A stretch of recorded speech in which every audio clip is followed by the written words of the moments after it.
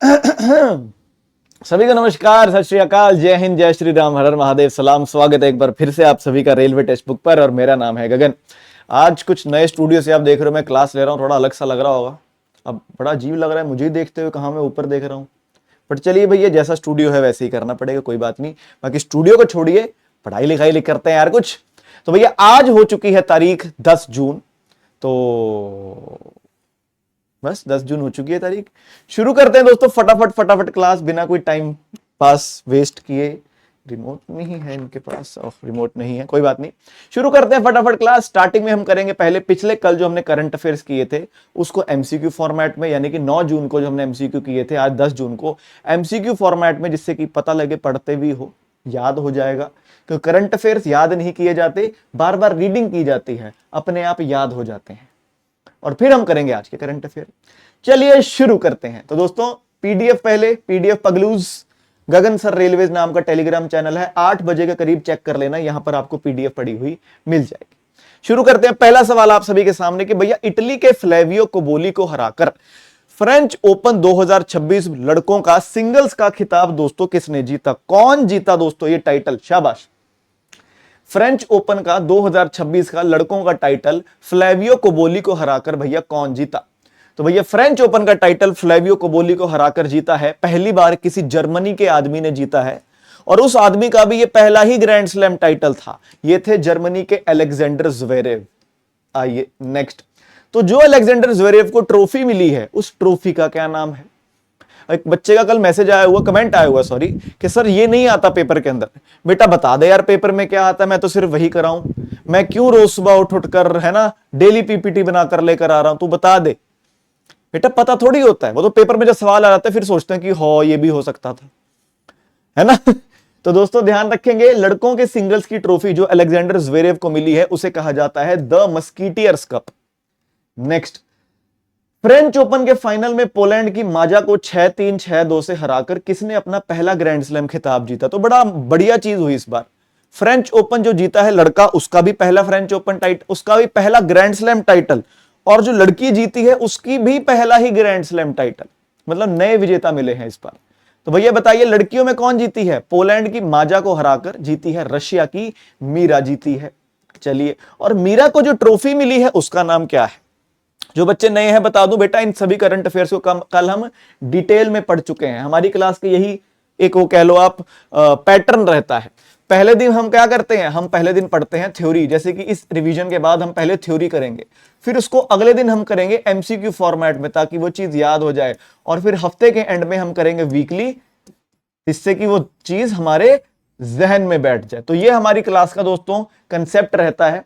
चलिए, इसका जवाब सुजैन लैंगलेन कप। मैंने कैसे याद करवाया था? ऋतिक रोशन की एक्स वाइफ सुजैन, वही। चलिए नेक्स्ट चलते हैं। तो ये थे, आइए आइए आइए, सारा पढ़ लिया है हमने, सब पढ़ लिया सब। चलिए चलिए, 2023-24 के आंकड़ों को कवर करते हुए किस राज्य केंद्र शासित प्रदेश ने भारत में सबसे कम 0.9 की कुल प्रजनन दर दर्ज की? किसके अकॉर्डिंग? ये national family health survey number 6 के अकॉर्डिंग। इस बार मई 2026 में national family health survey number 6 out हुआ था और 2023-24 का डेटा उसमें आंका गया है। तो इसमें सबसे कम टोटल फर्टिलिटी रेट, चलिए, तो सबसे कम टोटल फर्टिलिटी रेट रहा अंडमान एंड निकोबार के टापुओं का, अगला। और सबसे ज्यादा किसका रहा? 2.7 का। चलिए, काफी गोरा गोरा सा स्टूडियो बनाया हुआ है, काफी रिफ्लेक्शन बहुत है ना, लाइटिंग थोड़ी ज्यादा करी हुई है। चलिए ठीक है, जैसी मर्जी इनकी। चलिए भैया, क्या जवाब हो जाएगा? सबसे ज्यादा टोटल फर्टिलिटी रेट दोस्तों कहां है? भारत का टोटल फर्टिलिटी रेट की बात की जाए तो दोस्तों 2 हो जाता है भारत का टोटल फर्टिलिटी रेट, और सबसे ज्यादा है बिहार का 2.7। चलिए, हमने पढ़ा था रिप्लेसमेंट रेट क्या होता है सर, 2.1 होता है। सब चीजों को हम डिटेल में कर चुके हैं। आइए, भारतीय विद्या भवन के अध्यक्ष के रूप में किसे निर्वाचित किया गया? याद है हमने पढ़ा था, इसके हेड भी बने हैं, इसके उपाध्यक्ष भी बने हैं, और जो बने हैं वो पहले गवर्नर रह चुके हैं पंजाब और चंडीगढ़ के। बताइए भारतीय विद्या भवन का प्रेसिडेंट कौन है? वाइस प्रेसिडेंट बने हैं दीपक पारेख, और प्रेसिडेंट बने हैं बनवारी लाल पुरोहित साहब। Very important. कौन है vice president? Deepak Parekh, Deepak Parekh. Next, Bharatiya Vidya Bhavan जो 1938 में मुंबई में स्थापित एक भारतीय शैक्षिक अच्छा, और सांस्कृतिक संस्था है, इसकी स्थापना किसने की थी? तो आजादी से पहले का बना हुआ है दोस्तों। बताइए भैया किसने की थी इसकी स्थापना, कीजिए कोशिश। तो भैया इसकी स्थापना की थी के एम मुंशी साहब ने। किसने? के एम मुंशी साहब ने स्थापना की थी दोस्तों भारतीय विद्या भवन की। चलिए नेक्स्ट। पूरी ओडिशा में आयोजित ब्रिक्स आपदा जोखिम न्यूनीकरण कार्य समूह की दूसरी तकनीकी बैठक में किस राज्य के आपदा प्रबंधन मॉडल को मान्यता मिली? तो दो सवाल हो गए कि पहले तो ब्रिक्स की डिजास्टर रिस्क को खत्म करने के लिए, आपदा को खत्म करने के लिए, उस रिस्क को खत्म करने के लिए जो बैठक हुई थी, कहां हुई थी? वो पूरी ओडिशा में हुई थी। दूसरा सवाल कि भैया यहां पर किस राज्य की आपदा प्रबंधन को मान्यता दी गई? तो यहां पर उत्तराखंड के आपदा प्रबंधन को मान्यता दी गई। हमने पढ़ा था वहां पर सिलक्यारा सुरंग जो ढह गई थी, इसके बारे में बात की गई थी। धराली का जो गांव बह गया था, उसके बारे में बात की थी। फिर हमने पढ़ा था ब्रिक्स के मेंबर्स कितने हैं। तो वही सवाल है अगला, बताइए कि 9 जून तक ब्रिक्स प्लस में कुल कितने मेंबर हैं? अब 9 जून तक क्यों लिखा? अभी क्या पता दोस्तों ब्रिक्स की प्रधानगी भारत के पास है, क्या पता दोस्तों हम नया ऐड कर दे। तो जिस तारीख को करंट अफेयर है उस तारीख को डेट डाल दो। चलिए, और जिन जिन बच्चे रेगुलर लगा रहे हैं क्लास, फायदा हो रहा है पढ़ने में, चीजें याद हो रही हैं, तो उनको बस एक ही रिक्वेस्ट है छोटी सी दोस्तों, एक छोटा सा, आजकल ऐसे दिल बनाते हैं लोग है ना, ऐसे एक छोटा सा दोस्तों रिक्वेस्ट है क्या कि भैया लाइक ही कर दो, रिवीजन हो रही है बढ़िया, लाइक कर दो एक बार। तो भैया ब्रिक्स प्लस में कितने मेंबर हैं दोस्तों? 11 मेंबर हैं। इसकी मैंने ट्रिक भी बताई थी आपको। पहले आप बताइए भैया कौन सा इनमें से मेंबर नहीं है ब्रिक्स प्लस का, फिर मैं आपको ट्रिक बताता हूं। तो ट्रिक में 5 तो यही हैं, ब्राजील, रशिया, इंडिया, चाइना और साउथ अफ्रीका। इसके अलावा ट्रिक बनती है ICU इंडोनेशिया, जिसमें आई का मतलब होता है ईरान, एस का मतलब होता है सऊदी अरेबिया, ई का मतलब होता है इजिप्ट, ई का मतलब होता है इथियोपिया, यू का मतलब होता है UAE और इंडोनेशिया मतलब इंडोनेशिया। तो ये 5 और 6 कुल 11 मेंबर्स हो जाते हैं ब्रिक्स के। तो ध्यान रखेंगे भैया कौन नहीं है मेंबर? अमेरिका नहीं है मेंबर। ध्यान रखेंगे, वेरी इंपॉर्टेंट, अमेरिका नहीं है मेंबर। इसके बारे कल हमने पूरी कहानी पढ़ी थी। लोगो किसने बनाया है? गांधी जी ने बनाया है। याद आ रहा है कुछ? चलिए अगला, बॉन जलवायु सम्मेलन 2002 लिख दिया, गलती 202 लिख दिया, 2026 लिखना था दोस्तों ये। तो बॉन जलवायु सम्मेलन 2026, जिसमें बोला गया कि $120 बिलियन का एडेप्टेशन फाइनेंस चाहिए। तो ये जो बॉन क्लाइमेट कॉन्फ्रेंस है 2026, इसको और किस नाम से जाना जा रहा है? हमने क्या बात करी थी कि जो कॉप होते हैं, जैसे कि इस साल कॉप नंबर 31 होने वाला है अंटाल्या तुर्की में। तो उससे पहले हर साल कॉप से पहले बॉन जर्मनी के अंदर एक सम्मेलन होता है, जहां पर वही जलवायु परिवर्तन यानी कि क्लाइमेट चेंज के ऊपर ही बात की जाती है। तो ये जो बॉन वाला सम्मेलन हुआ था, यहां पर दोस्तों $120 बिलियन की फंडिंग की बात की गई कि भैया क्लाइमेट चेंज की वजह से जो इफेक्ट पड़ रहे हैं, गर्मी पड़ रही है, सूखा आ रहा है, पानी का लेवल बढ़ रहा है, उनसे कैसे निपटना है। तो इसका दूसरा नाम है SB 64। 64 क्यों? क्योंकि 64वीं मीटिंग है, ध्यान रखेंगे। SB 64 64वीं मीटिंग है। नेक्स्ट चलिए 2026 के आर्मीनिया के चुनाव में जीत का दावा किसने किया दोस्तों? चलिए कौन जीता दोस्तों? बेसिकली दोबारा से बन गए हैं दोस्तों ये प्रधानमंत्री आर्मीनिया के। अभी मतलब बने नहीं है, बन यही जाएंगे। अभी चुनाव हुए हैं, 49-50% के लगभग इनको वोट मिले हैं, बाकी पार्टीज को तो आसपास भी नहीं मिले। तो पहले भी यही प्रधानमंत्री थे, अब फिर से यही प्रधानमंत्री बन जाएंगे। बताइए कौन? और आज मोदी जी को हो चुके हैं 4000 नहीं 4399 दिन शायद, मतलब कि आज यानी कि 10 जून को मोदी जी भारत के कंटिन्यूअसली लगातार बने हुए प्रधानमंत्री बन चुके हैं मोदी जी, आज 10 जून को। तो पहले आपको सुबह सुबह बता दूं, आज पूरा दिन आपके इंस्टाग्राम पर, व्हाट्सएप पर, यूट्यूब पर, फेसबुक पर यही चलने वाला है कि मोदी जी भारत के सबसे ज्यादा लगातार रहने वाले प्रधानमंत्री बन चुके हैं। तो आपको पहले ही बता रहा हूं मैं, पढ़ेंगे अभी हम। तो आर्मीनिया के चुनाव दोस्तों कौन जीता? दोबारा से निकोल पाशिनियान साहब बन गए दोस्तों आर्मीनिया के प्रधानमंत्री दोबारा से। नेक्स्ट चलिए, तो सबसे बड़ा करंट अफेयर कल का था दोस्तों, जिस सिपरी की रिपोर्ट आई थी, Stockholm International Peace Research Institute, जो की बात करता है कि भैया पूरे दुनिया भर में हथियार कौन खरीद रहा है, कौन बेच रहा है, किससे खरीद रहा है, कौन किसको बेच रहा है, सभी चीज। तो इस सिपरी की ईयरबुक के अनुसार सबसे अधिक सैन्य व्यय यानी कि मिलिट्री पर सबसे ज्यादा खर्च कौन सा कंट्री करता है? चीन, रशिया, अमेरिका या इंडिया? कौन सा कंट्री सबसे ज्यादा खर्चा करता है दोस्तों? चलिए कौन सा कंट्री सबसे ज्यादा खर्चा करता है? तो सबसे ज्यादा खर्चा करता है भैया अमेरिका करता है, $950 बिलियन।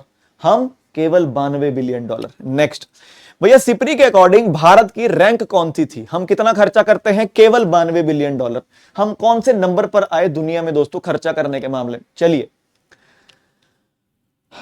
हम दुनिया में कौन से नंबर पर आते हैं मिलिट्री के ऊपर खर्चा करने के मामले में? तो हम आते हैं भैया 5वें नंबर पर आते हैं। नेक्स्ट बोला कि भारत दूसरे नंबर पर आता है हथियार खरीदने के मामले में, पहले पर कौन है? तो दुनिया में सबसे ज्यादा हथियार खरीदता कौन सा देश है? दूसरे नंबर पर है भारत, पहले पर कौन है? चलिए तो पहले पर हो जाता है भैया कौन? पहले पर हो जाता है यूक्रेन है। नेक्स्ट चलिए भैया इंडिया अपना सबसे ज्यादा हथियार रशिया से खरीदता है। अगर इंडिया दोस्तों 100 हथियार खरीदता है तो ज्यादातर हथियार हम रशिया से खरीदते हैं। कितना ज्यादातर? ये सभी चीजें हमने कल पढ़ी थी और आज एमसीक्यू करवाने का यही मोटिव है, यही मकसद है कि जो हमने कल पढ़ा था वो आज पक्का हो जाए, मोहर लग जाए।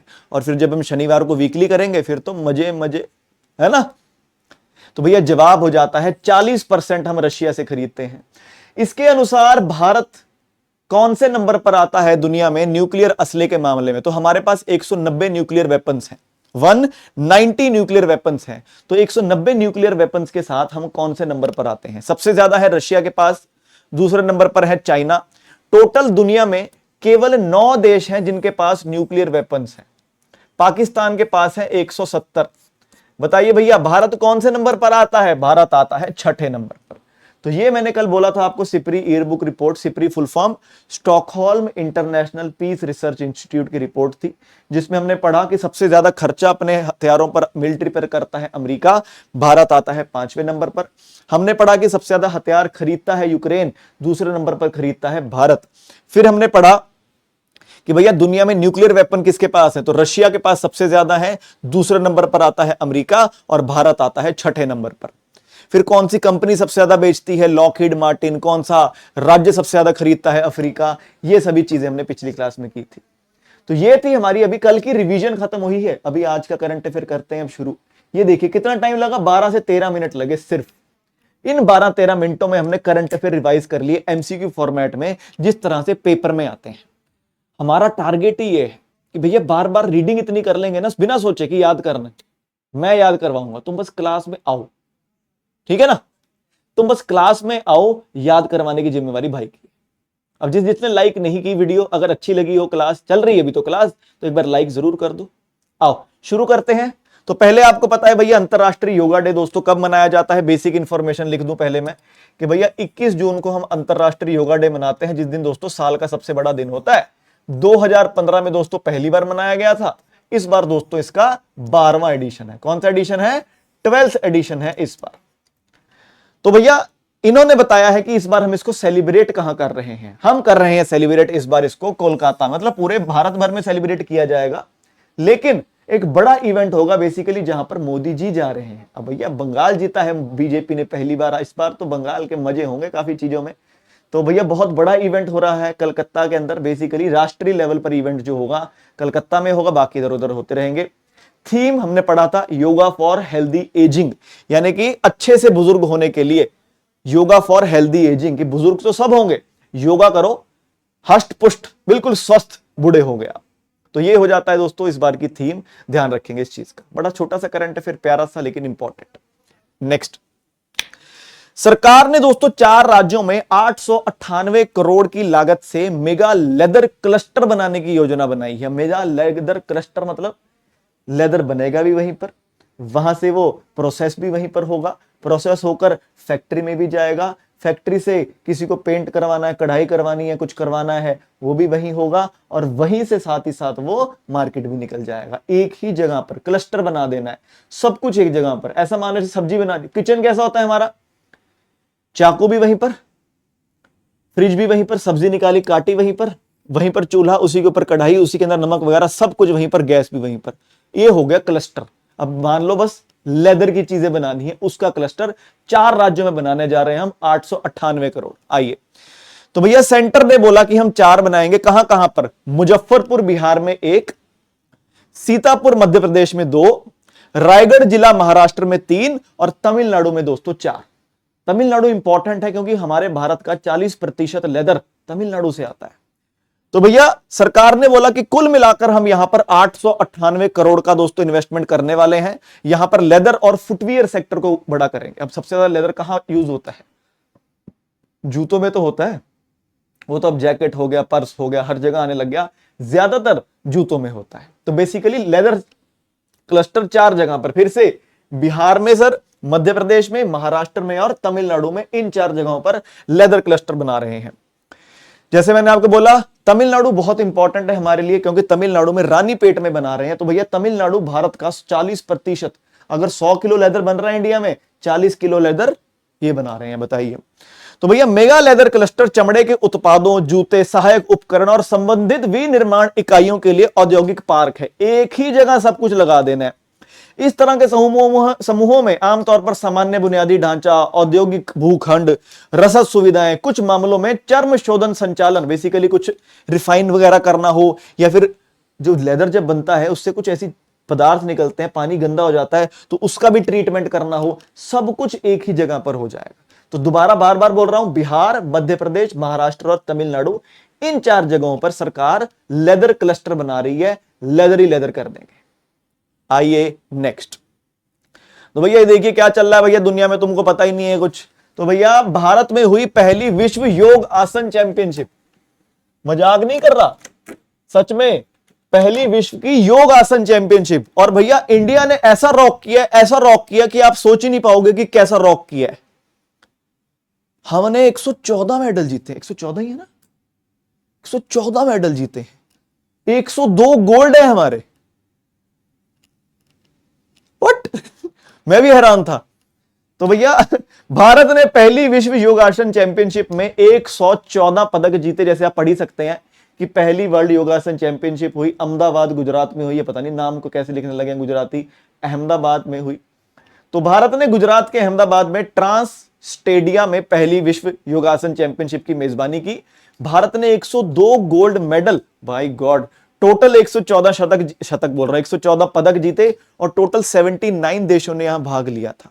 तो भैया योगा डे है तो भैया रॉक कर दिया हमने, तो क्या बात है। बढ़िया, सबसे अच्छी चीज पता क्या लगती है जब इंडिया ज्यादा मेडल जीतता है? सबसे बढ़िया चीज ये होती है कि हमको पढ़ना नहीं है कि किसने मेडल जीते हैं, 102 नाम थोड़ी याद करेंगे।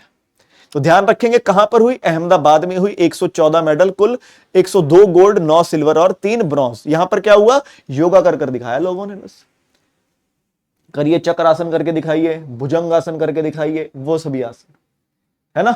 चलिए अगला। काबिल ने दोस्तों 5 लिथियम ब्लॉक्स सिक्योर कर लिए हैं। यानी कि काबिल को अर्जेंटीना की एक कंपनी ने बोला कि तुम चलो ठीक है, ये 5 लिथियम के ब्लॉक रखो। काबिल क्या, मैं तेरे काबिल हूं या तेरे काबिल नहीं। फिल्म नहीं देखी आपने ऋतिक रोशन की, वो नहीं है ये। तो हमारी एक सरकारी कंपनी है जिसका नाम है खनिज विदेश इंडिया लिमिटेड, इसको हम छोटे में बोल देते हैं काबिल। इसका काम ही ये है कि भैया तुम भारत से बाहर आपको ऐसी कोई जगह मिले जहां पर ऐसे इंपॉर्टेंट, इसे बोला जाता है क्रिटिकल मिनरल्स। क्रिटिकल मिनरल का मतलब जैसे ये लिथियम, प्लूटोनियम और क्या होता है वो, मतलब इंपॉर्टेंट मिनरल जो ट्रांसफर करने में खतरनाक हो, क्योंकि ऐसा हो ना कि बना ले लिया वहां पर, इंडिया भेज दो, नहीं, हम वहीं पर प्रोसेस करेंगे इसको, क्योंकि इनको ट्रांसफर करते हुए हादसे हो सकते हैं। इन्हें कहा जाता है क्रिटिकल मिनरल। अब जैसे ये यूज कहां किया जाता है, बैटरीज के अंदर यूज किया जाता है। छोटे होते अगर आपने वीडियो गेम खेली हो, हरे रंग की चिप होती है, हरे रंग पे गोल्डन गोल्डन लकीरें होती हैं, उस पर हरी चिप के अंदर सिल्वर लकीरें होती हैं, वो इन्हीं चीजों से बनी होती है। लिथियम की बैटरी होती है जो आपकी इलेक्ट्रिक स्कूटीज में, गाड़ियों में डलती है, लिथियम आयन बैटरी बोलते हैं इसको।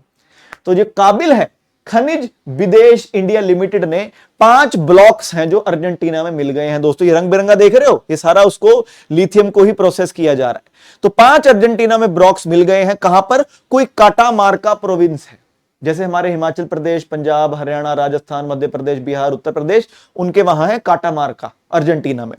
तो काबिल, नाल्को यानी कि national aluminium company limited, Hindustan copper limited और मिनरल एक्सप्लोरेशन कंपनी लिमिटेड, इन तीनों के तहत दोस्तों एक कंपनी खोली हुई है। ये सभी मिनिस्ट्री ऑफ माइंस के अंडर आती है, सरकारी कंपनी है। और दोस्तों इसे कब, 2019 में ही बनाया गया, बड़ी हाल फिलहाल में बनाया उसको। काम क्या है कि ये जो खतरनाक वाले मिनरल है जिन्हें ट्रांसपोर्ट करना खतरनाक होता है, इनको तुम बाहर जाओ, कॉन्ट्रैक्ट जीतो, वहीं पर प्रोसेस करो और फिर प्रोसेस करके हमारे पास भेज दो। तो इसके लिए भैया काबिल ने अर्जेंटीना में 5 ब्लॉक जीते हैं, खनिज इंडिया विदेश लिमिटेड। आइए, तो भैया 5 ब्लॉक्स क्या हैं, वैसे आपको याद करने की जरूरत नहीं है, फिर भी ये हैं कोटा कोटा कोटा कैट कोटा। तो वहां की सरकार ने इनको एनवायरमेंटल क्लियरेंस भी दे दी है कि जाओ के जो करना है करो।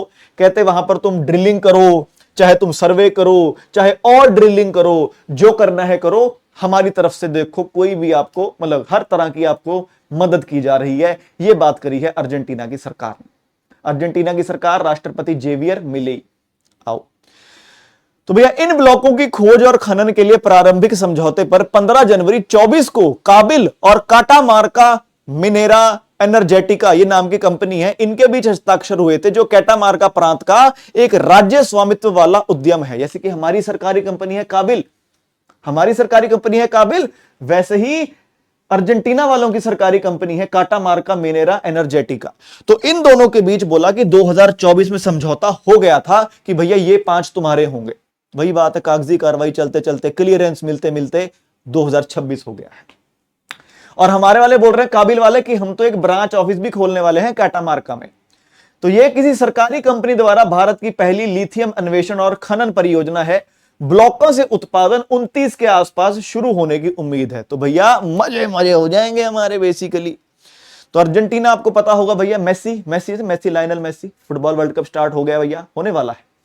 तो अर्जेंटीना साउथ अमेरिका में पड़ता है। राष्ट्रपति का नाम है उनके जेवियर मिलेई, राजधानी का नाम है बुएनोस एयर्स और करेंसी हो जाती है अर्जेंटीना का पेसो। तो दोस्तों दुनिया का सबसे ज्यादा कौन बनाता है, आप देख लीजिए कौन बनाता है सबसे ज्यादा दोस्तों लिथियम। तो भैया बोलीविया है, ये भी साउथ अमेरिका में, अर्जेंटीना है साउथ अमेरिका में, चिली है साउथ अमेरिका में। सोचो ये जो है छोटा सा ये साउथ अमेरिका में, दुनिया का 10, 20, 30, 40, 50, 2, 52, दुनिया का 52% लिथियम कहां पर है, साउथ अमेरिका के अंदर है। सबसे ज्यादा बोलीविया, फिर अर्जेंटीना, फिर चिली। तो ध्यान रखेंगे इन चीजों का भी। और ये होगी थी हमारी बातचीत। नेक्स्ट, बढ़िया लग रही है क्लास? तो मैं कह रहा हूं एक बार लाइक ही कर दो तो भाई को भी थोड़ा बढ़िया लग जाए कि क्या बात है भैया, है। चलिए, तो भैया ग्रेट निकोबार प्रोजेक्ट पर हवाई अड्डे बनाने को मंजूरी मिल गई है सेंटर सरकार से। 13,000 करोड़ रुपए का भी स्टार्ट करने वाले हैं। टोटल प्रोजेक्ट तो 80-90 हजार करोड़ का है। एयरपोर्ट बनेगा 13,000 करोड़ से। ये वही है जिसके बारे राहुल गांधी कह रहे थे कि वहां पर क्या जरूरत है हवाई अड्डा बनाने की, क्या जरूरत है वहां पर आपको बेस बनाने की, वहां की प्रजातियां खराब हो जाएंगी, वहां के जो पेड़ पौधे, क्योंकि लाखों में पेड़ कटेंगे वहां पर। और वो ऐसा एरिया है जिसे अब तक छेड़ा नहीं था, लेकिन हम उसको इस तरह से देख रहे हैं कि वहां पर अगर हमारा नेवी बेस बने तो इंडियन ओशन में हमारी थोड़ी चौड़ बन जाएगी। चाइना कुछ भी बदतमीजी करने की कोशिश करेगा तो वो नहीं कर सकेगा। काफी कंट्रोवर्शियल चीज है, करना भी चाहिए था बिल्कुल, नहीं भी करना चाहिए था बिल्कुल। करना चाहिए था क्योंकि चाइना बदतमीज है, और नहीं करना चाहिए था क्योंकि प्रकृति को बहुत तगड़ा नुकसान होगा, लाखों पेड़ कटेंगे। बाकी हमारा काम है पढ़ना, भी पढ़ते हैं, है ना। आई तो भैया अंडमान एंड निकोबार में बहुत सारे आइलैंड हैं। उसके ग्रेट निकोबार जो आइलैंड है बिल्कुल साउथ में, बिल्कुल दक्षिण में जो पड़ता है, मेरे को आती नहीं ना हिंदी, ऐसे मैं कहता हूं ईस्ट वेस्ट नॉर्थ साउथ दक्षिण, बिल्कुल दक्षिण में जो दोस्तों पड़ता है उसे कहा जाता है ग्रेट निकोबार आइलैंड। तो वहां पर ये बना रहे हैं। तो देखो यहां पर क्या कुछ बनेगा, यहां पर टाउनशिप भी बनाएंगे, टाउनशिप यानी कि घर भी बनेंगे, यहां पर मॉल खड़े करने वाले हैं, यहां पर बताइए, एयरपोर्ट बनेगा यहां पर बंदरगाह बनेगा, पोर्ट बनेगा, यहां पर पावर प्लांट भी बनाएंगे, मतलब कि इसको भी बिल्कुल अपने जैसा बना देंगे। तो भैया केंद्र ने ग्रेट निकोबार द्वीप समूह में दोहरे उपयोग वाले हवाई अड्डे के लिए 13,000 करोड़ की मंजूरी दी है। दोहरा उपयोग मतलब आप लोग इंडिगो से भी वहां पर लैंड कर सकोगे, और किस्मत अच्छी रही तो वहां पर राफेल और सुखोई और मिग जैसे विमान भी वहां पर देखोगे कि भैया एयरफोर्स भी यूज कर सके उसे और हम सिविलियन लोग भी उसे कर सके। तो भैया हवाई अड्डा अंडमान निकोबार द्वीप समूह में ग्रेट निकोबार परियोजना का हिस्सा है और भारतीय नौसेना द्वारा उपयोग सहित नागरिक और सैन्य अभियानों का समर्थन करेगा। तो और पढ़ते हैं, हवाई अड्डा परियोजना को रक्षा मंत्रालय और नागरिक उड्डयन मंत्रालय द्वारा संयुक्त रूप से पैसा दिया गया है। तो भैया आपको पता ही है भैया हमारे मिनिस्टर ऑफ डिफेंस कौन है, राजनाथ सिंह। सिविल एविएशन मंत्री कौन है, किंजरापू राम मोहन नायडू, यही नाम है, राम मोहन नायडू, याद रखो बस, नायडू। भैया ये प्रोजेक्ट है, यहां पर बोला कि 130.75 स्क्वायर किलोमीटर जंगल कटेगा, 9,64,000 पेड़ कटेंगे। और बोला कि हम वहां की जो ट्राइब्स हैं, वहां पर शोम्पेन ट्राइब है, निकोबारीज ट्राइब है, वहां पर जो कबीले वाले लोग हैं, इनको हम कुछ नहीं कहेंगे, लेकिन बाकी पेड़ पुड़ तो हम बहुत काट देंगे। तो 13,000 करोड़ तो स्टार्टिंग है, कुल 81,000 करोड़ से 92,000 करोड़ का प्रोजेक्ट है पूरा। तो ग्रेट निकोबार परियोजना बंगाल की खाड़ी में ग्रेट निकोबार द्वीप के लिए एक बहुघटक विकास योजना है। बहुघटक का मतलब क्या होता है? Multi component. घर भी बनेंगे, मल्टीप्लेक्स भी बनेंगे, एयरपोर्ट भी बनेगा, पावर प्लांट भी लगेगा, सब बनेगा। इसका अनुमानित लागत 81,000 से 92,000 करोड़ रुपए है, और इसमें गैलेथिया बे में एक अंतरराष्ट्रीय कंटेनर ट्रांसशिपमेंट टर्मिनल भी बनेगा, पोर्ट बनेगा, एक बंदरगाह बनेगा। ये देखिए अंडमान एंड निकोबार का ग्रेट निकोबार, यहां पर गैलेथिया बे नेशनल पार्क है, पढ़ते हैं ना गैलेथिया बे नेशनल पार्क, वहां पर एक बंदरगाह बनेगा जिसे ट्रांसशिपमेंट पोर्ट कहा जाता है। और 450 MVA का दोस्तों एक पावर प्लांट भी लगाएंगे, एक टाउनशिप बनेंगे, लोग रहेंगे, और भैया एयरपोर्ट तो बनेगा ही बनेगा। तो ये सभी दोस्तों अंडमान एंड निकोबार में बनेगा। और अंडमान एंड निकोबार की बात की जा रही है तो उसके LG का नाम लिए बिना हम चल नहीं सकते। उसके लेफ्टिनेंट गवर्नर का नाम हो जाता है एडमाइरल DK जोशी। इंडियन नेवी से रिटायर हुए थे दोस्तों, टॉप पोस्ट से, और अब यहां के LG बने हुए हैं। अब ये सभी जो करंट अफेयर हम कर रहे हैं ना, इसकी कल पहले हम MCQ में रिवीजन करेंगे। ये जो चीजें आप सोच रहे हो ना कि अरे अरे सर इतना कुछ, कल पढ़ के मोहर लग जाएगी और सैटरडे को वीकली रिवीजन के बाद टैटू हो जाएगा तुम्हारे दिल के अंदर। बस करना क्या है? क्लास में आना डेली, यार इतना सा काम करना है, तुम इतना सा नहीं कर सकते भाई के लिए, अपने लिए तो कर सकते हो, आ जाना बस फिर, ठीक है।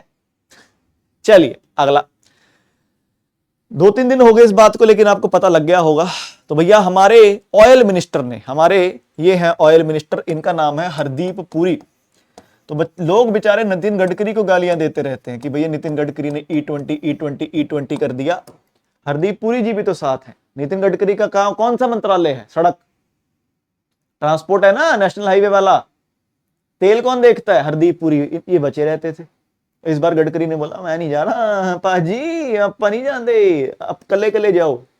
तो हरदीप पुरी साहब गए दिल्ली में, और दिल्ली में भारत का पहला E85 पेट्रोल निकाला। अब मुझे समझ नहीं आ रहा इसे E85 बोलना चाहिए या P15 बोलना चाहिए, क्योंकि जब तक E20 था, E20 का मतलब था कि 80% पेट्रोल और इसमें 20% इथेनॉल। अब इन्होंने बोला है कि E85 है, अब तो इसमें केवल 15 पेट्रोल रहा है, बाकी तो 85 इथेनॉल हो चुका है। तो इसे E85 ना बोलते हुए P15 बोले, मुझे लगता है थोड़ा ज्यादा फायदेमंद रहेगा, कि नहीं रहेगा? तो भैया भारत का पहला E85 पंप भी खुल चुका है। ये कहां खुला है? दिल्ली के पूसा रोड में। आइए, तो E85, अब तो E85 किस में डलेगा? इन्होंने गाड़ियां निकाली हैं, मारुति की है, वैगनार है, टोयोटा की इनोवा है, हीरो की स्प्लेंडर है, सुपर डीलक्स वगैरह हैं। इन्हें कहा जा रहा है flex fuel vehicle. Flex fuel, फायदा क्या है इन व्हीकल्स का? इन व्हीकल का इंजन, इन गाड़ियों का, मोटरसाइकिल का इंजन ऐसा बना है कि उसमें चाहे तुम E20 का तेल डाल लो, चाहे तुम E30, 40, 50, 60, 70, E85 तक का तेल डाल लो, कोई दिक्कत नहीं है। आजकल गालियां क्यों पड़ रही हैं? क्योंकि लोगों की गाड़ियां E20 कंपैटिबल भी नहीं है, एवरेज खराब हो रही है, जंग लग रही है, तोड़ फोड़ हो रही है, पाइप गल जा रही है, काफी दिक्कतें आ रही है लोगों को E20 की वजह से। तो ये फ्लेक्स फ्यूल व्हीकल्स जो अब लॉन्च हुई हैं, इन्होंने बोला कि भैया E20 से लेकर E85 तक कोई भी तेल डलेगा, इनको कुछ फर्क नहीं पड़ेगा, ये चलने को ही इसलिए बनी है। तो आइए, तो भैया E85 एक उच्च इथेनॉल मिश्रित ईंधन है जिसमें 80 से 85% इथेनॉल और 14 से 19% पेट्रोल होता है, जिसे विशेष रूप से फ्लेक्स ईंधन व्हीकलों में ही उपयोग किया जाएगा। इस पहल का उद्देश्य फ्लेक्स फ्यूल व्हीकल को अपनाने की सुविधा प्रदान करना है, जो उपभोक्ताओं को एक ही मिश्रण तक सीमित किए बिना E20 से लेकर E100 तक के इथेनॉल मिश्रण। मेरे को समझ नहीं आ रहा E100 क्यों कह रहे हो, इथेनॉल ही बोलो ना। अगर 100% इथेनॉल है तो वो तो इथेनॉल हो गया ना, उसे E100 क्यों कह रहे हो? बट एनीवे, तो भैया जो नई गाड़ियां आई हैं, जैसे मैंने बोला आपको, अब कमाल की बात सुनो, मजाक मजाक जिसे कहते हैं ना। अब मजाक वाली बात क्या है? ये हमको फोन कौन कर रहा है, एक सेकंड दोस्तों। अब मजाक की बात क्या है? अब मजाक की बात ये है कि भैया ये आपका जो पेट्रोल आप देख रहे हो 102 रुपए, ये दिल्ली का रेट है, ये है दिल्ली का रेट। ये वाला है E20, मजाक सुन के जाना, ये है E20। E20 में क्या है? E20 में है इथेनॉल है इसमें 80% और इसमें पेट्रोल है 20%। सही तो नहीं? सही कह रहा? ये कितने का है दिल्ली में रेट? 102 का। अब सोचो ये है E85, इसके अंदर 85% है इथेनॉल और पेट्रोल है केवल 15%, इसका रेट है 82। मतलब माफ कीजिए मैंने उल्टा लिख दिया यहां पर, फिर से बनाते हैं अच्छे से, फिर से बनाते हैं। चलिए तो भैया ध्यान रखो बात, अरे हाँ, तो भैया अभी 102 रुपए का क्या मिल रहा है, 102 का मिल रहा है E20। E20 में क्या है, नाम से ही क्लियर है, 20% इथेनॉल है और 80% पेट्रोल है। 82 रुपए का मिल रहा है E85, नाम से ही क्लियर है कि 85% इथेनॉल है और 15% पेट्रोल है। अब सोचो कमाल की चीज, जब 80% पेट्रोल था तब 102, 15% भी हुआ तो केवल 20 रुपए कम हुआ। पूरी जी क्या चल रहा है ये, जनता जवाब चाहती है। मतलब जब 80% पेट्रोल था तब 102 रुपए लीटर, अब 80 से सीधा 15% पेट्रोल रह गया, सिर्फ 20 रुपए कम हुए। बट सवाल आप उठाकर देखो, आप कर ही नहीं सकते सवाल, हट जाएंगे कि नहीं नहीं नहीं नहीं नहीं, नहीं। है कि नहीं, मजाक वाली बात। बट चलिए अब क्या कर सकते हैं, अभी तो पढ़ ही सकते हैं हम। तो ध्यान रखेंगे इसका रेट भी दोस्तों कम है, ये 82 रुपए का है। सच्ची मेरे समझ ही नहीं आ रहा, कहां 80% पेट्रोल 102 रुपए, 15% पेट्रोल 82 रुपए, सिर्फ 20 रुपए का फर्क। बट एनीवे आइए अगला चलते हैं। लो भैया, अडानी भाई साहब ने रॉक कर दिया। अर्जेंटीना से खबर आई है एक और, तो अर्जेंटीना ने 10 साल का एक एलएनजी का कॉन्ट्रैक्ट हासिल किया है। एलएनजी क्या होता है, लिक्विफाइड नेचुरल गैस। आपके घर के अंदर जो सिलेंडर है उसे कहा जाता है लिक्विफाइड पेट्रोलियम गैस। क्या कहा जाता है, लिक्विफाइड पेट्रोलियम गैस कहा जाता है। और एलएनजी क्या है, लिक्विफाइड नेचुरल गैस। ये कहां लगती है सर, आजकल आपको पता होगा घरों में पाइपलाइन से आता है गैस, सुना है आपने। बड़े बड़े शहर हैं जो, वहां पर लोग सिलेंडर नहीं खरीदते। ये जो भी सिलेंडर का एलपीजी की दिक्कत आई थी, ये सिर्फ छोटे शहरों में आई थी। बड़े शहरों में पाइप से गैस जाती है। जैसे गुड़गांव की मैं बात करूं, यहां पर बहुत जगह पर, मेरे पास तो सिलेंडर ही है, गुड़गांव में रहता हूं मैं, तो जहां जहां पर मतलब बड़े बड़े शहरों में जो पुराने सोसाइटीज वगैरह बनी हुई हैं, उनमें ऑलरेडी पाइप से आती है। तो सिलेंडर आएगा जो, उसमें एलपीजी होगा। घर में आपके जैसे नलका, पानी का नलका, वो पानी का पाइप आता है, वैसे ही गैस का पाइप, उसके अंदर एलएनजी, लिक्विफाइड नेचुरल गैस। तो इसका भी दोस्तों वहां पर टेंडर निकला था और अडानी ने जीत लिया है, और पढ़ते हैं इसके बारे में।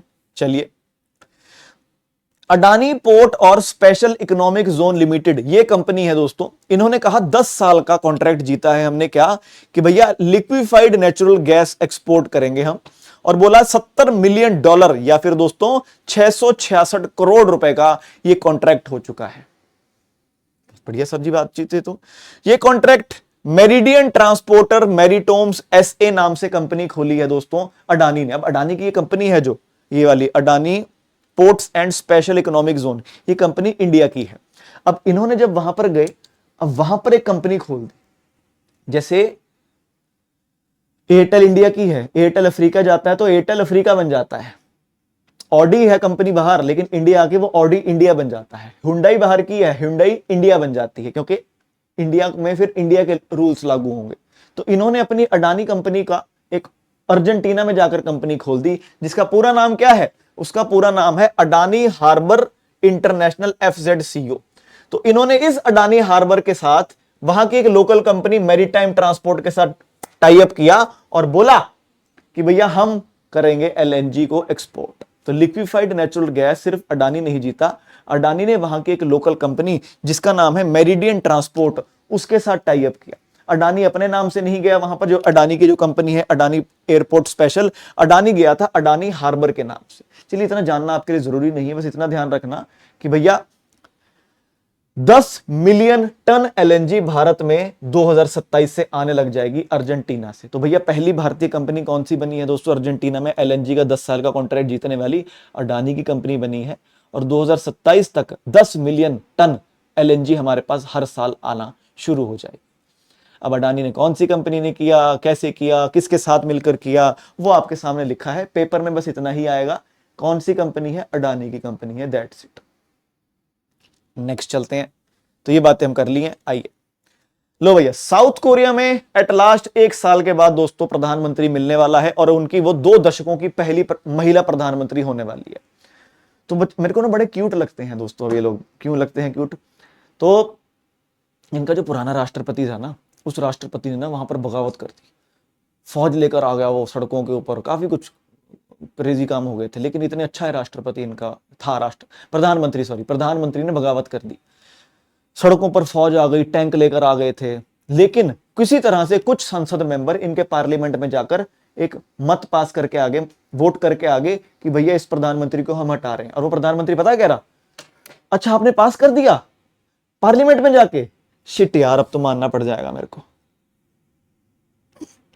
मतलब वहां के संविधान को बहुत ज्यादा मानता था प्रधानमंत्री, बगावत पर आ गया था वैसे, लेकिन पता लगा जैसे ही कि वहां के पार्लियामेंट में जाकर वहां के सांसदों ने मेरे अगेंस्ट एक मत पास कर दिया, मेरे अगेंस्ट एक ऑर्डर पास कर दिया, शिट यार अब तो मानना पड़ जाएगा, ऐसा हुआ था। तो जेल में अब इनका जो प्रधानमंत्री था, और अब इनको दोस्तों पहली महिला प्रधानमंत्री मिलेगी 20 साल में, नाम है हान। तो दक्षिण कोरिया के राष्ट्रपति ली जे म्यूंग ने देश के छोटे और मध्यम आकार के व्यवसायों यानी कि एमएसएमई मिनिस्टर थी जो इनकी, हान सियोंग सुक, इसको दोस्तों प्रधानमंत्री के रूप में बोला है कि अब देखते हैं भैया, मतलब बनी गई है, चुन लिया है, अब बस ओथ लेनी है।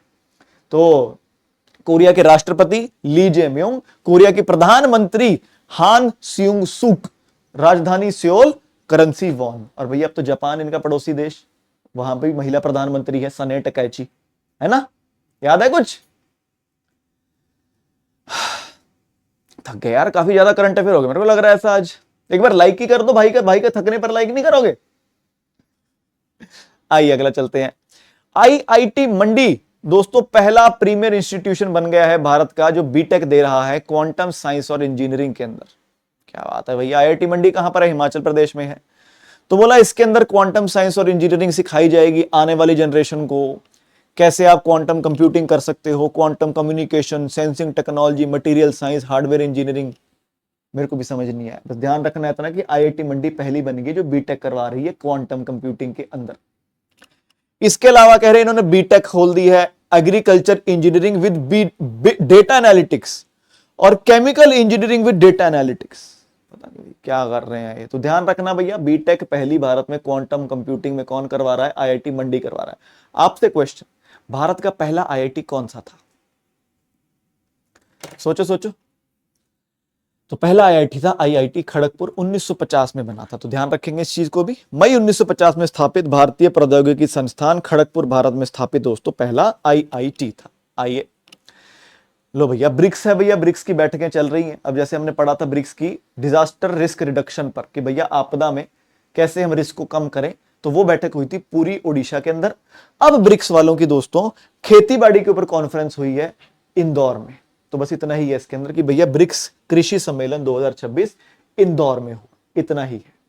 नेक्स्ट, भारत ने बांग्लादेश को हराकर रिकॉर्ड 6ठी बार साउथ एशियन फुटबॉल फेडरेशन का महिलाओं की चैंपियनशिप दोस्तों जीत ली है। दोस्तों आज तक 6ठी बार जीती है, आज तक 8 बार हुई है ये, 8 में से 6 बार हम जीते हैं।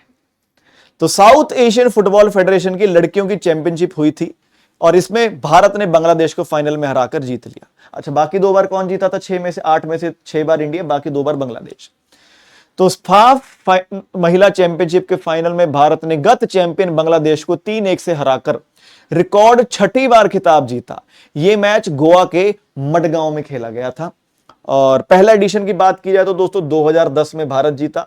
ए वाला एडिशन 8वां था तो इंडिया जीता, सबसे ज्यादा बार भी इंडिया जीता। तो 8 में से 6 बार भारत जीत चुका है, 2 बार बांग्लादेश जीत चुका है। डन डील है। चलिए नेक्स्ट, लास्ट करंट अफेयर करते हैं आज का। तो भैया भारत ने बांग्लादेश को हराया। भाई फिर से लड़कों ने अरे अरे रुको रुको, ये हेडलाइन गलत हो गई है, हेडलाइन को हम थोड़ा काट देते हैं। तो ये भी दोस्तों ये है अंडर 18 एशिया कप, ये है अंडर 18 का एशिया कप। तो हमारे लड़कों ने जापान के अंदर लड़कों का अंडर 18 का एशिया कप का खिताब जीत लिया और फाइनल में किसे हराया? जापान को ही हराया। तो साउथ एशियन फुटबॉल फेडरेशन का 8वां एडिशन का कहां हुआ था? ये गोवा में भारत की लड़कियों ने बांग्लादेश की लड़कियों को हराया। ये हुआ अंडर 18 लड़कों का एशिया कप और ये हुआ था जापान में। फाइनल में हमारे लड़कों ने जापान को ही हराया। तो गोल्ड हमारा, सिल्वर जापान का, ब्रॉन्ज पाकिस्तान का। पहला एडिशन दोस्तों मलेशिया में हुआ था जो भारत जीता और इस बार था इसका ये 6ठा एडिशन। अच्छा, आपको इंटरेस्टिंग चीज बताऊं, इस साल ये तो अंडर 18 वाले हैं, जो सीनियर लड़के हैं उनका एशिया कप कहां होने वाला है? पंजाब के अंदर होने वाला है। तो इन चीजों का भी रखेंगे हम दोस्तों खास ध्यान। ठीक है भैया, चलिए। अरे रहता है, अच्छा एक रहता है, सॉरी गाइस। तो भैया भारत को अपना 7वां क्षेत्रीय मौसम विज्ञान केंद्र मिल गया है। इंडियन मीटियोरोलॉजिकल डिपार्टमेंट है जो IMD ने अपना एक रीजनल मीटियोरोलॉजिकल सेंटर निकाल दिया है। क्या करते हैं ये? मौसम विभाग, मौसम को बारिश आने वाली है, हवा चलने वाली है, आंधी आएगा, तूफान आएगा, ये सभी चीजें बताता कौन है? यही बताते हैं। तो अब इन्होंने अपना 7वां सेंटर खोला है जम्मू कश्मीर के अंदर। कहां पर? जम्मू में। आइए, तो डॉक्टर जितेंद्र सिंह हमारे जो दोस्तों मिनिस्टर हैं, कैबिनेट मिनिस्टर हैं, उन्होंने रीजनल मीटरोलॉजिकल सेंटर यानी कि क्षेत्रीय मौसम विज्ञान केंद्र दोस्तों जम्मू में स्टार्टिंग करी और बोला ये भारत का 7वां है और ये जम्मू कश्मीर, लद्दाख और हिमाचल प्रदेश के मौसम पर खास निगाह रखेगा। तो दोस्तों जितने ज्यादा सेंटर होंगे उतना ज्यादा सटीकता से हम मौसम बता सकेंगे कि भैया कब बारिश होगी, कब आंधी आएगी, कब तूफान आएगा, कब लू चलेगी, हीट वेव कैसे बता देते हैं पहले इसी से।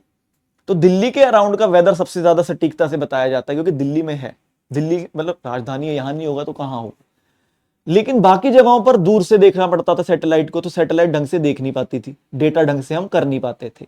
अब किया जाएगा, अब हम इसको बढ़ा रहे हैं, हम कोशिश कर रहे हैं कि ज्यादा से ज्यादा सैटेलाइट हो, जितनी ज्यादा सैटेलाइट उतनी सटीकता।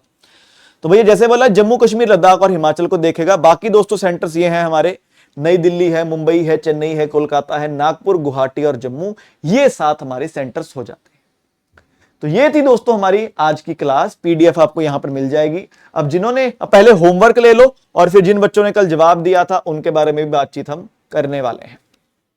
तो भैया मैं बड़ा बेसिक सा सवाल देता हूं, कल मैंने दिया था बच्चों को कि भैया गवर्नर्स बताओ कौन से बने हैं नए, क्योंकि इंपॉर्टेंट चीज है यार पेपर में। और तुमसे क्या पूछेगा? यही तो पूछेगा पेपर में एग्जामिनर। कोई खुराफाती थोड़ी एग्जामिनर कुछ नई चीज ढूंढ के ले आएगा आपके लिए, वही चीजें पूछता है पेपर में जो आपने पढ़ी होती हैं। बस दिक्कत ये रहती है कि हमारे वो याद नहीं रहती। और मैं छोटा छोटा सा सवाल देके यही कोशिश करता हूं कि यार चलिए बच्चों से ना ऐसा छोटा मोटा सा नन्ना सा चिन्नू सा मुन्नू सा सवाल पूछता हूं। अब जैसे आज का सवाल बहुत सिंपल है, G7 के 7 मेंबर सबको पता है, कौन से हैं वो 7 मेंबर्स, उनका आपको नाम लिखना है। सिर्फ इतना प्यारा सिंपल सा सवाल है। G7 का दोस्तों कोई भी हेडक्वार्टर नहीं है, G7 का कोई भी सेक्रेटरी जनरल, डायरेक्टर जनरल नहीं होता। इस साल दोस्तों G7 फ्रांस में हो रहा है, इसी महीने में होगा दोस्तों, जून के महीने में ही। आपको बस बताना है कि G7 के जो 7 मेंबर्स हैं वो कौन कौन से हैं। बहुत बेसिक सवाल। एक और बता देना कि जो G7 2026 है ये कौन सा एडिशन है। ये 2 सवाल आप मुझे बता दो, बस इतना, बस इतना सा ख्वाब है, इतना सा ख्वाब है। अब भैया जिन बच्चों ने कल जवाब दिए थे उनके बारे में दोस्तों बातचीत करनी जरूरी है, क्योंकि जैसा बोला था कि भैया क्योंकि टफ था कल का सवाल, मैं बड़ा सोच रहा हूं कि पता नहीं बच्चे ने जवाब दिए होंगे कि नहीं होंगे। तो आओ भैया निगाह मार लेते हैं। 70 बच्चों ने जवाब दिए, बहुत खुशी है। मुझे लग रहा है आज भी सबसे पहले जवाब नो एक्सक्यूज भाई ने दिया होगा, सबसे पहले लड़का दे देता है जवाब। बाकी लेट्स सी। अरे बाप रे 70 बच्चे हैं यहाँ, बिल्कुल नो एक्सक्यूज भाई नहीं दिया फिर से जवाब, बिल्कुल ठीक है। तो भैया ये है दोस्तों नए नए अपॉइंटमेंट्स हुई हैं जो। तो लद्दाख के हमारे लेफ्टिनेंट गवर्नर बने हैं, कौन है वो? विनय कुमार सक्सेना। अभी तो पढ़ा हमने चुमूर, पहला लद्दाख का model village, vibrant village programme. Delhi के नए बने हैं तरनजीत सिंह संधू, हिमाचल प्रदेश के कविंदर गुप्ता, महाराष्ट्र के CP राधाकृष्णन। ये पकड़ा गया, ये पकड़ा गया, यहीं पर तुम्हारी गलती होगी लाल मेरे। No excuse mister CP Radhakrishnan, पागले उपराष्ट्रपति हैं हमारे। दिल पे ले ली इसने बात की, सर गूगल पर देख लेना, थोड़ा सा अच्छे से गूगल पर देखो यार। गलत हो गया भैया, गलत हो गया, जवाब गलत हो गया। बाकी देख लें इसका। तेलंगाना के जिष्णुदेव वर्मा, तेलंगाना के जिष्णुदेव वर्मा, चलिए ठीक है रुकिए। वेस्ट बंगाल RN रवि सही है, बिहार के सैयद मोहम्मद अता हसनैन, आरिफ मोहम्मद खान नहीं है यार, सैयद अता हसनैन। नो एक्सक्यूज भाई, बिल्कुल ही गलत कर दिया, बिल्कुल ही खराब कर दिया काम सारा। बाकी देखते हैं। ये बात ये हुआ बिल्कुल सही। अब तो लद्दाख के हैं विनय कुमार सक्सेना, दिल्ली के तरनजीत सिंह संधू, हिमाचल के कविंदर गुप्ता, महाराष्ट्र के हैं जिष्णुदेव वर्मा और तेलंगाना के हैं शिव प्रताप शुक्ला, बंगाल के हैं RN रवि, बिहार के हैं सैयद अता हसनैन। देखा ये क्यों देता हूं मैं सवाल, कितना बढ़िया चीज क्लियर हुई है हमारी आज। स्क्रीनशॉट ले लो मेरे लालों, सभी नए बने हैं ये मार्च महीने में। तो ये किसने दिया है जवाब, बहुत बढ़िया जवाब दिया है हमारे देविका ने, बहुत बेहतरीन देविका। और कौन कौन बच्चों ने जवाब दिया है, गुंजन ने दिया है जवाब, कल्पेश हैं, केशव हो जाते हैं, आकाश राजपूत हैं, शीतल ठाकुर है, लवली कुमारी हैं। तो चीटिंग किस किसने की है पता लग जाता है उनका। सही करा लड़की ने, गौरव ने भी सही करा। अरे भैया नो एक्सक्यूज भाई, तुमने ही गलत कर दिया बस।